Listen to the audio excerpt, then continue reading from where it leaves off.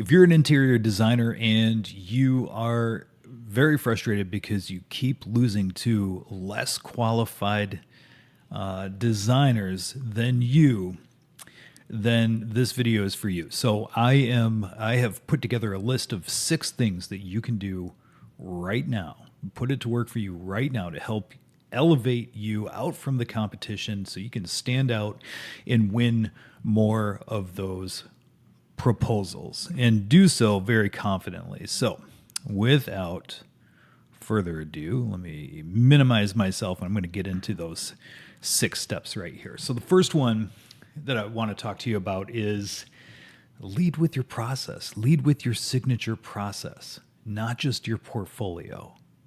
So if you can go in and you can talk about how you're specifically solving the problems of your ideal client profile, if you can specifically point to a part in the process that says, hey, you may have been frustrated before or heard people being frustrated before, this is exactly where we're going to alleviate that frustration. If you can do that, you're going to build massive amounts of trust within your prospective client, and you're going to do so in a way that's completely unique to you because, pro tip, it's your process and nobody else can own that. It's your IP. So start with your signature process. Own your process.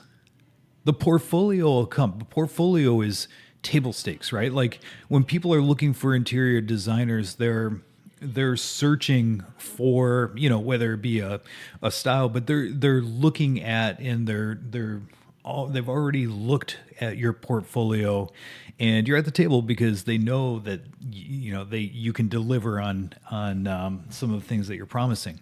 But you're also probably at the table with some other folks too. So if you can differentiate yourself because you have a signature process, that is only going to work out in your favor. So number 2 on the list is use your competitor gaps to fuel your messaging. Having an understanding of what your competitors are saying, what they're doing, what they're promising, what they can back up, the type of work that's in their portfolio, like doing a deep dive analysis on your competitors is going to reveal certain things to you. And it's these insights that are going to allow you to understand the marketplace in which you're playing in, but it's also going to help you understand, like, where is the white space? What's that space that I can own with the strengths that I bring to the market? So like the insights that you gather in a competitive analysis is going to allow you to put yourself on an island of one, meaning you are going to be the only interior designer that can do XYZ for XYZ people. Think about the power of that when you're at the table and you're in front of your ideal client, and you can say, hey, I'm the only one. Like, I know you're probably looking at other people, but like, I'm the person. I am the person that can do these things for you. Game changer. Game over. All right. Number 3. And this one's really important. And I think a lot of people leave this type of information out when they're, sort of marketing themselves or in sales conversations. But it's really important to make your value tangible. So if you can bring in big number stats, or you can say things like, hey, our redesign will increase your home's resale value by 18%. That makes it tangible. I don't know if that's the pain or the frustration that you're answering to, but like, you get the point. Like, if you can be super hyper specific about the benefits of the service that you bring to your clients, that is going to make the value that you bring more real, and it's going to help you charge a premium for your service. Okay. Number 4. I think we're on number 4. Show proof. One thing, one easy way to show some proof is get a lot of like testimonial quotes, short little sentences from your happiest clients, from those that represent your ideal client profile. Get some quotes, put them on your website, point people to those quotes. Now, if you want to take that a step further, create very detailed case study type things. Now, this could be video, which would be super engaging. This could also be just like a page on your website where you have a couple few detailed case studies that just talk about like the whole process, and you can bring people through like how you were able to work with one of your happiest clients and get them the result that they wanted with your signature process.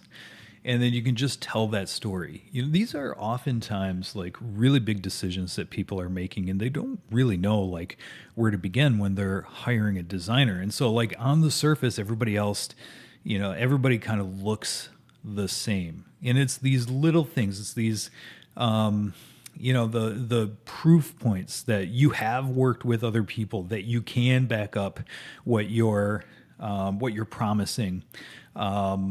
It's those things that are really going to set you apart. And especially if like those client testimonials that you have on your site is representative of the client that you're in front of. So if we're creating those associations with our marketing and our website, positive associations with like people, like customers, then we're more likely to connect with our ICP on a much deeper and more emotional level. Okay, so that was 4. This is number 5. This is one that is really interesting, and I think everybody can do it. And I'm not talking about like manufacturing scarcity or making up, any sort of like exclusive experience. Although you can make it feel like they're a part of an exclusive group, but it's more about highlighting, the truth of the matter. So ask yourself, like, as an interior designer, how many clients can you work with at any given point in time? Or like, how many clients can you work with within a month? Get that number in your head. And now you can start using that in your marketing, in your messaging. Let's say you can only work with 3 clients per month because that's all the time that you have. If you're a solo practitioner, you don't have a team and that sort of thing. The month prior, you can send out emails that are like, hey, I am looking for 3, describe your ICP, that fits this criteria, 3 people that fit this criteria who are looking to achieve, the ideal outcome that they want with their design project in the next 30 days, right? So like the next month. And if you can be that specific and you can give them a number, which is based on truth, it adds scarcity. And like that scarcity is going to drive a little bit of demand and it's going to get people to act a little bit faster because they're going to be like, oh no, like I've engaged with this person's content. I really like what and I want to work with them, or at least want to bring them to the table. So it's going to cause them, to have a little bit of FOMO. Like, they don't want to miss out. They want to work with you. They know that you only have 3 spots in the next month or whatever the time frame is. And so they're more likely to book some time, or at least that initial consultation if you offer an initial consultation. Okay, so the 6th and final thing, and I left this one to last because I just think it is so important. Target your ideal clients only. Know who your good fit customers are, those that light you up, that you want to work with. Know who your bad fit customers are. Now, when you can get in a room with people and they can identify themselves as, your best fit customers, those that you want to work with, then you can move them along in the sale. But it's also more important to identify those bad fit customers. Those, they're gonna send up some red flags about, they're gonna say certain things, or they're gonna I don't even really have a good example at the top of my head, but they're going to say certain things that are going to cause you to think, oh, I don't know, like maybe this person isn't somebody that I want to be working with.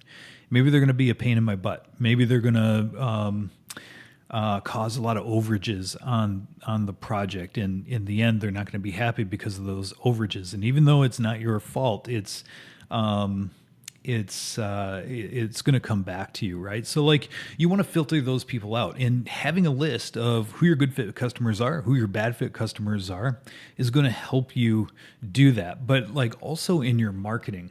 Now, if we can create our ideal client profile, and it's, those folks that are based on our happiest clients, again, what we can do is replicate our happiest clients. We can replicate the people that we love working with within that profile, and then we can speak exactly to them. And when I mean speak to them, we can create our messaging around their very specific wants, needs, aspirations, fears, pain, and frustrations. And then we can talk to that in our messaging, and then we can position us as the only solve for those fears, pains, and frustrations. Now, look, if you do this, and you get this right, and you do it over a long period of time, you can experience certain things. So, like, your revenue is going to go up because you're bringing in more of the right people. Your cost to acquire customers is going to go down because you're being very consistent in your messaging, speaking to the needs of your specific clients, the specific needs of your clients. Your customer loyalty and the lifetime value of those customers are going to go up. And what I mean by that is not necessarily them hiring you again, which they may. And hopefully they do. Let's say you're just doing a room in a house or an addition or something like that, and they come back to do the next one a year later or so. That's wonderful. The next thing that they're going to do is become raving fans of you. Like, you become their part of their people, right? Like, you become their person, and they want to share that with their friends and their family, and so they're going to refer you to more people. One, because they trust you, and two, they trust that you know what you're doing and that you're going to be able to deliver for their friends and family. And because of all of this, it's going to give you the ability and the confidence to charge premium rates. So look, those are the 6 things that you can do right now to stand out from your competition, get you to better connect with your prospective customers, and hopefully raise your prices and have people be comfortable paying them. So look, if you like this type of content, please subscribe to this channel. Like, this is the type of stuff. It's all about brand positioning. It's all about increasing your value in the eyes of your customers. I'm posting a ton of this content on a weekly basis. And subscribe, follow along for more. And look, if you like this, I'm going to break down in the next video the full framework of how we work with our customers to help them achieve all of these goals that are on my screen right now. Hope to see you in the next video.